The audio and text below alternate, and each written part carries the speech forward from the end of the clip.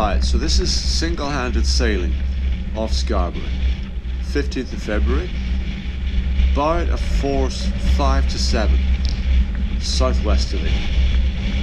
Now, peak wind was about 33 knots. It's a pretty windy day, windier than it looks.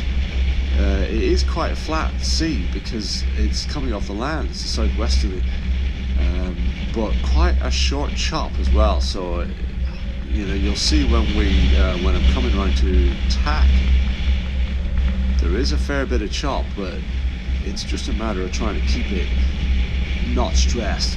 What I'm trying to do, I'm on my own, so I want to keep everything under control. I don't want to have too much sail out. I don't want to be bashing. I don't want to be stressing the rig. And I'm doing 5.5, 6 knots the whole time, all under control, and I'm just trying to get it done.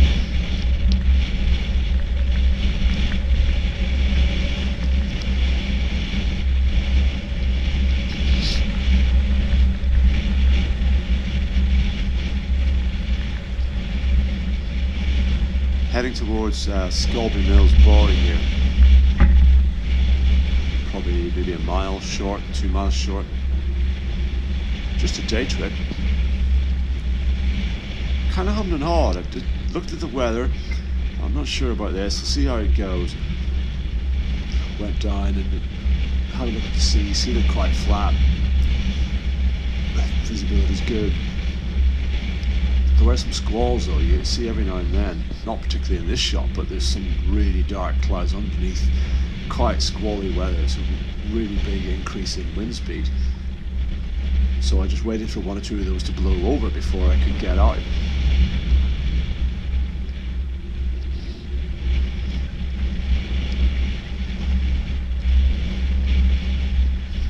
But I'm probably doing 5.5, 6 knots here. But I'm not looking for speed. I just wanted to keep it going and just keep it safe. I've got jack stays on. I've got PLB. Heeling over a bit more there, but I'm still not looking to heel over too much.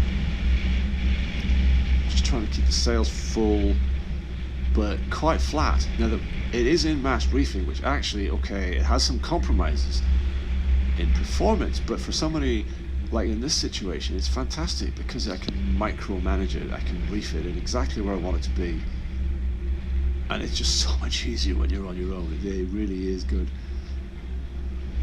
Took a while to get the hang of it.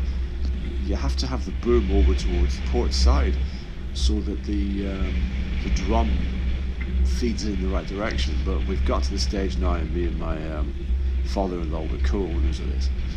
We've got it that it just doesn't jam. It's a very, very good system. It's quite a new sail, which helps, less creases.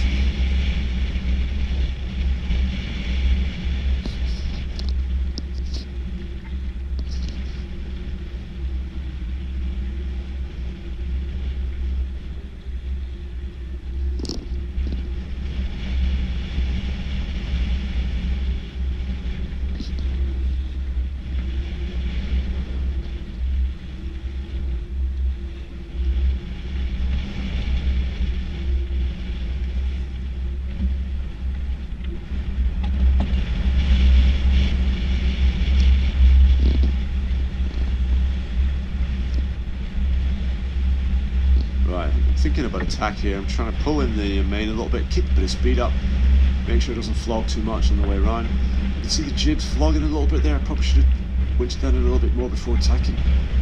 You can see the chop now a little bit on the port side. It's starting to come around. I had to back the jib. You'll see this in a minute.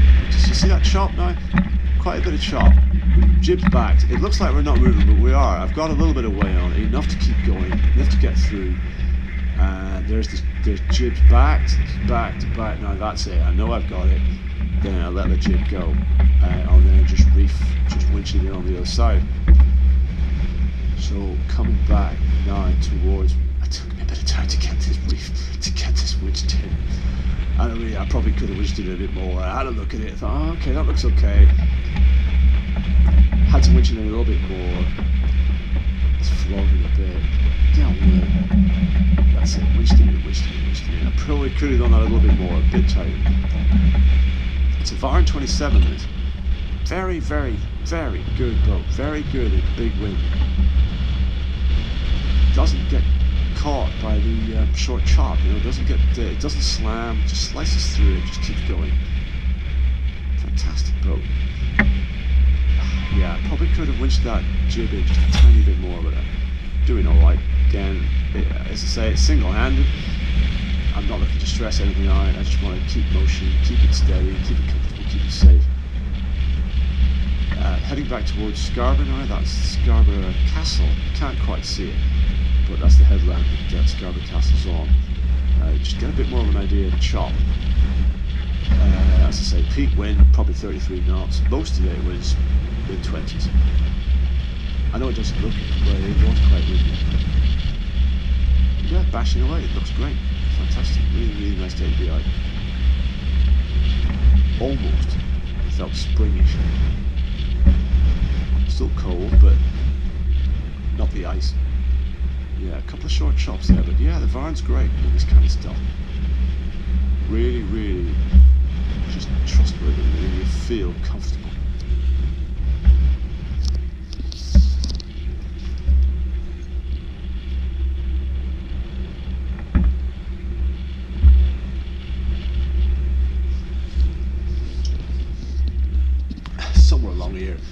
Somewhere along here, the fucking cutlery drawer came off. Every time it gets above a 4.6, we're sighting above a 4.6, cutlery drawer, fucking cutlery drawer is all over the cabin stall. So it's right about then, it must have come out. Oh well, I'm not coming in to get it. I'll sort it out later on. I'm not going under. I mean, I've got there's a tiller pilot, but I was having fun. I was enjoying myself. I didn't want to do anything else. Do a bit of sailing. Yeah, this is a bit of a later cut, just coming a bit further into Scarborough. Did a bit more bashing away. As I say, no mad big swell, just quite short stuff, but just generated by the wind because it's just coming off the land, probably like 2 miles offshore. We just find that anything more than about 15-20 degrees of heel, she can take it, but she doesn't go any faster. The best thing to do is to reef it down, keep it about that kind of angle of heel, and the speed's just the same. You know, again, I'm probably doing maybe 5 knots here. I don't know whether I was against the tide here, but fast enough, you know, considering there's a fair bit of sail in. But more importantly, when you're on your own, when you're single-handed, just keep it under control, keep it safe, keep it ready, not too much tension, less chance of anything breaking. Okay, here I'm hove to. I'm having me spicy parsnip soup. What we find is you need to reef in the jib quite a lot. I'm down to the second reef on the jib, reefing quite a lot of main. But the big thing as well is to just keep a bit of way on the main. Don't let it flog all the way out. Keep it in a little bit. And it opposes the jib quite well, so I'm probably doing, you know, a knot here. I know it doesn't look like the same day, but it is. It is the same day. It just died down quite a bit. Just in time for me to have me a bit of lunch. And I was waiting for a trawler to come past as well. Right, so here now I'm motoring back onto the berth. Now again, it's a lot windier than it looks. You might look at this and think this is flat calm. It's flat, but it's not calm.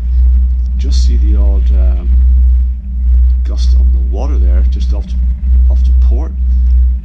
So I'm just getting ready. We've got a midship cleat line on the end of a pole with a hoop around it. The game is to just get the midship cleat on the yacht as close as possible to the cleat on the pontoon, so that you can lasso it, and then you keep forward way on with the tiller over towards starboard, and it just keeps the boat in, no matter what the weather, no matter how bad it is. Get that cleat around the cleat on the pontoon, and you're done, you're good. You can step off in your own time, just keep the motor going. So you see that there's a fishing boat there off to starboard, extreme right of the screen. Watch the 2 red flags. It is quite windy, you can see those flags.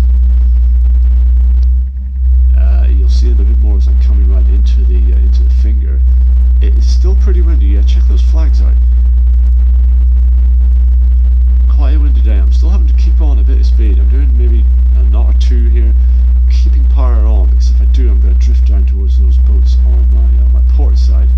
You know, we're right at the end, which is the problem here, because you tend to run out of options. You're quite close to the end. If you get it wrong, you haven't really got that many get-out clauses.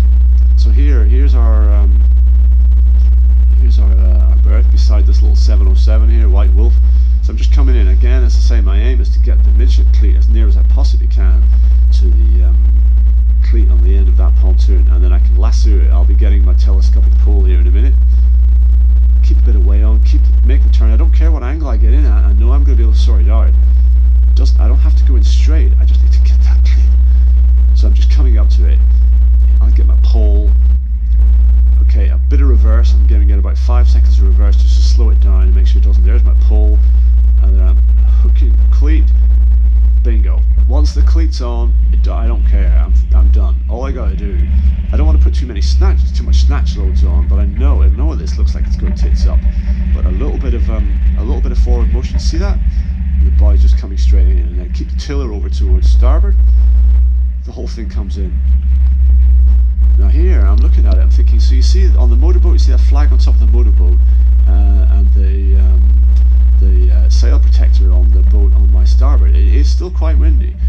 So I've got this tiller over to the side, normally we keep tick over, and the bow stays in, but you see here, I've got it on tick over, but the bow is actually still coming out.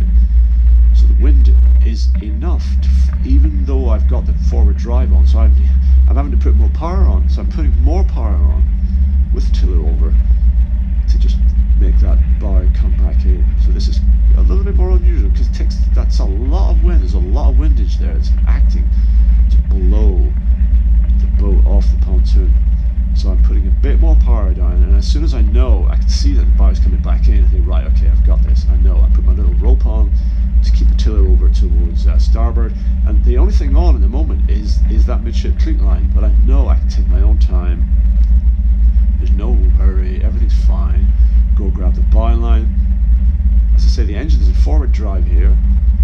There's the midship cleat, and I'm off the boat because I know it's good. I know I've got this under control.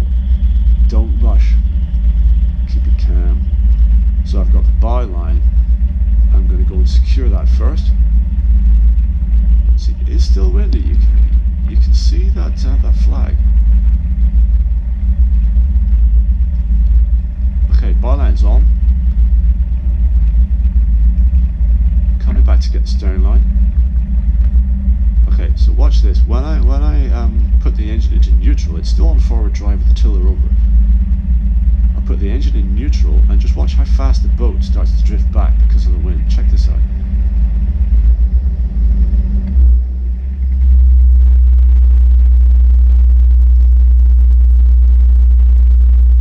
Okay, that's the wind. So no problem, that's fine. I've got the stern line, give it a yank, get it around the cleat, job's good. So at the moment I've got the byline on, just about to get the stern line on, midship cleat.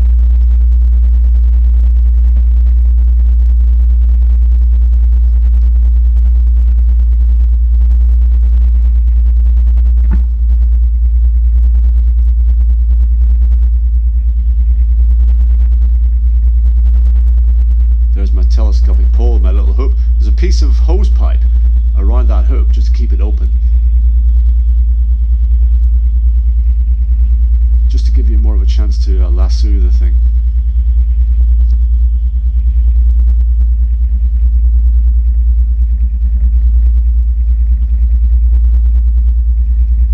And that's it. Job done. If you like it, press like.